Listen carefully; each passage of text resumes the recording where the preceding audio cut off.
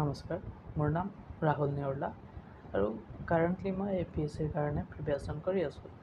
চ' APSCৰ এস্পিৰেণ্ট মই কেনেকৈ হ'লোঁ সেইটো কথা যদি ক'বলৈ যাওঁ, মই APSCৰ কাৰণে প্ৰিপেৰেশ্যন গ্ৰেজুৱেশ্যনৰ পিছৰ পৰা আৰম্ভ কৰিছিলোঁ। গ্ৰেজুৱেশ্যন মোৰ 2023 শেষ হৈছে এণ্ড তাৰ পিছতে মই APSC চুজ কৰাৰ কিছুমান কাৰণ আছে। যেনে প্ৰথমটো হৈছে ফাইনেন্সিয়েল প্ৰব্লেম, যে মই ঘৰৰ পৰা দূৰত আহি ইয়াতে থাকি পেলাই পঢ়িব নোৱাৰোঁ। দ্বিতীয়টো, আমাৰ কিছুমান সপোন থাকে যে আমি ডাঙৰ কিবা কৰিম। চ' সেইকাৰণে অসমৰ আটাইতকৈ ডাঙৰ এক্সাম APSC মই চুজ কৰি ল'লোঁ আৰু ইয়াৰ কাৰণে পঢ়া আৰম্ভ কৰিলোঁ। চ' মোৰ লগত যিমান টকা আছিলে সেইখিনি টকাৰে মই কিছু কিতাপ কিনিলোঁ আৰু পঢ়াটো ষ্টাৰ্ট দিছিলোঁ।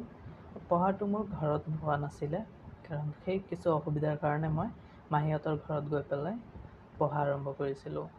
চ' তাতে পঢ়িলোঁ আৰু প্ৰথম এটেম্পটো দিছিলোঁ মই 2025ত, কাৰণ 24ত মোৰ কিছু অসুবিধা হোৱাৰ কাৰণে নিদিলোঁ। চ' 25ত APSC আৰু UPSC দুয়োটা দিছিলোঁ।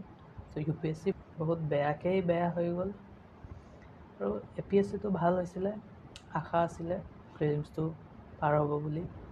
আনফৰ্চুনেটলি সেইটো নহ'ল। চ' মই এগেইন মাহীহঁতৰ ঘৰত গৈ পেলাই পঢ়া আৰম্ভ কৰিলোঁ ছেকেণ্ড এটেম্পটৰ কাৰণে। চ' তেনেতে মোৰ বন্ধু এজনে এটা লিংক দিছিলে স্কলাৰশ্বিপৰ, যে স্কলাৰশ্বিপ এটা হ'ব। চ' তাতে তেওঁলোকে 10জনক পঢ়াব।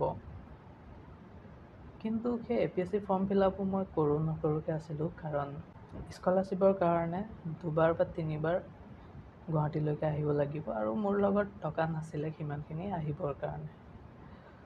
চ' মোৰ দাদা একজনক সুধিলোঁ, চ' সি ক'লে হ'ব দে তই যা।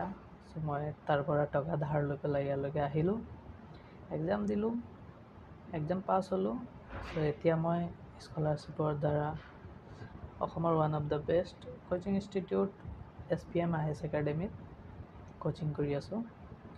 2026ত মোৰ ছেকেণ্ড এটেম্পট হ'ব। চাওঁ কি হয় এই জাৰ্ণিটো, এই এস্পিৰেণ্ট লাইফটো ক'লৈকে যায়, আপোনালোকক জনাই থাকিম। ধন্যবাদ।